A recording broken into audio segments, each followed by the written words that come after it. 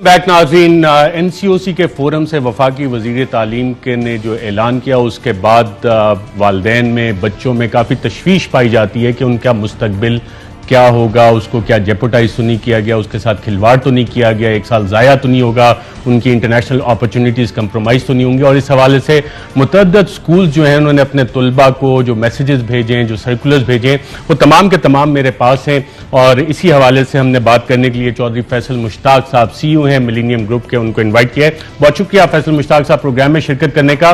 Grade assessment system, वजीर तालीम बज़िद हैं कि यह नहीं होना चाहिए। ग्रेड असेसमेंट सिस्टम है क्या और क्या दुनिया भर में यह हो रहा है और हमारे बच्चों को यह एडवांटेज क्यों नहीं मिल सकता?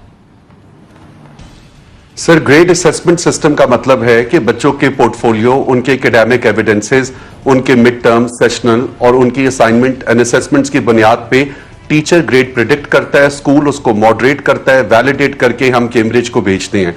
17 अप्रैल डेडलाइन थी। हुकूमत पाकिस्तान के पास ये ऑप्शन थी कि वो बच्चों को कैम्ब्रिज यूनिवर्सिटी की तरफ से दिए गए प्रिडिक्टेड सिस्टम की तरफ ले जाते।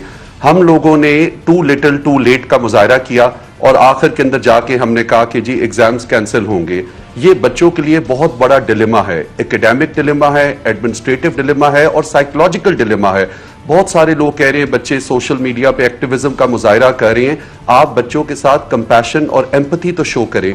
12 साल वो पूरी तैयारी करते हैं कि वो ए लेवल्स के बाद अपनी यूनिवर्सिटीज में अप्लाई करेंगे, कंपैरेटिव मार्केट है। तो हमने बच्चों को जो अक्टूबर नवंबर की सीरीज में A2 के बच्चों को डाला है, उसमें बहुत सारे चैलेंजेस हैं। एक AS का बच्चा A2 के साथ भी पर्चे देता है, जिसको कॉम्पोजिट कहते हैं, जैसे FSC पार्ट 1 और पार्ट 2 का पर्चा इकट्ठे होता है। उन बच्चों का क्या होगा? उर्दू, साइकोलॉजी, इंग्लिश GP के पेपर्स हो गए थे, उनका क्या होगा?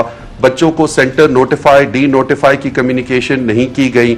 बच्चे टोटल केओस में हैं, फिर प्रैक्टिकल्स का, फिर विड्रॉल्स का और फिर उनके अंदर जो कंपोनेंट्स हैं उनके बहुत सारे चैलेंजेस हैं।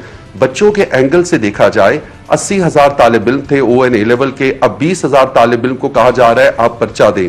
जब कैम्ब्रिज यूनिवर्सिटी की वेबसाइट पे जाएं या बरतानवी गवर्नमेंट की, उन्होंने लिखा हुआ है, हुकूमत बरतानिया ने फैसला किया है कि तमाम ग्रेड्स फेयरनेस और फ्लेक्सिबिलिटी की बुनियाद पर दिए जाएंगे।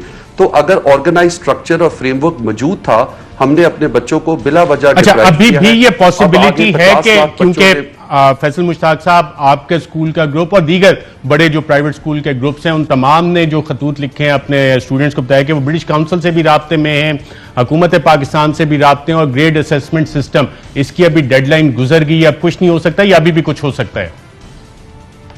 जी सर, बिल्कुल हो सकता है। बच्चों को दोनों ऑप्शंस देनी चाहिए और कैम्ब्रिज को ग्रेड असेसमेंट्स देने पड़ेंगे। इसको स्कूल बेस्ड असेसमेंट SACS कहते हैं। टीचर रिकमेंडेशन देता है, स्कूल भेजता है, ये ऑप्शन देनी चाहिए। कैम्ब्रिज इसको दे सकता है, उनके पास अभी मई जून तक टाइम है।